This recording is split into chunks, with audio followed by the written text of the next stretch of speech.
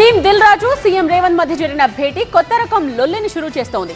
ప్రధాన ప్రతిపక్షం BRS versus FTC chairman Dil రాజుగా మారింది వ్యవహారం. ఆయన దిల్ రాజు కాదు డీల్ రాజు అనేదాకా వెళ్ళింది గులాబీ నేతల తాకిడి. సినిమా ముసుగులో ఫిల్మ్ ఇండస్ట్రీ పెద్దలు సీఎం దగ్గరకు వెళ్లి సర్దుబాటు చేసుకుని ఉండొచ్చన్న కేటీఆర్ కామెంట్ పరిశ్రమను సూటిగా తాకేసింది. ఇదంతా డైవర్షన్ పాలిటిక్స్ లో భాగంగా జరిగిన మీటింగ్. ఇక్కడ రహస్య ఒప్పందాలేవో జరుగుంటాయంటూ మీడియా చిట్ చాట్ లో కేటీఆర్ కామెంట్ చేయడంపై ఎఫ్డీసీ చైర్మన్ హోదాలో దిల్ రాజు కౌంటర్ ఇచ్చారు.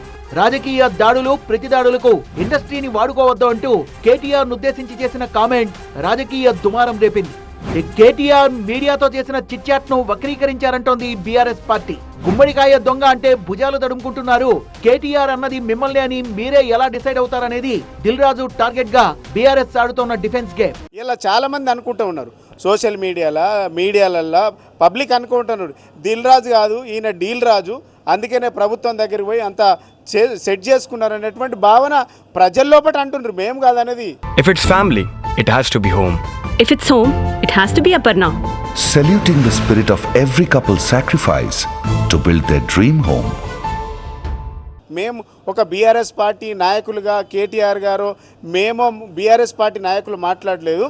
సోషల్ మీడియాలో ఏ చిన్నపిల్లగాన్ని పోస్ట్ పెట్టేటువంటి జ్ఞానం ఉన్న ఎవరినైనా అడుగు, దిల్ రాజా డీల్ రాజా తెలిసిపోతుంది. కాంగ్రెస్ ప్రభుత్వంలో పదవొచ్చింది కనుకే రేవంత్ రెడ్డి మెప్పు పొందడానికి కేటీఆర్ పై దిల్ రాజు అటాక్ చేస్తున్నారా అనేది బీఆర్ఎస్ లేవనెత్తిన మరో లాజిక్. సినీ నటుల గురించి కాంగ్రెస్ నేతలు అసభ్యంగా మాట్లాడినప్పుడు లేవని నోరు ఇప్పుడెందుకు లేస్తున్నట్టు అని నిలదీస్తున్నారు గులాబీ నేతలు. అసెంబ్లీ సాక్షిగా నిలబడి సినీ నటులు సినీ పరిశ్రమల అందరి గురించి వ్యతిరేకంగా అసభ్యకరంగా ఇష్టం వచ్చినట్టు రేవంత్ రెడ్డి గారు మాట్లాడితే మరి ఆ రోజు దిల్ రాజు గారు ఎందుకు ఖండించలేదు?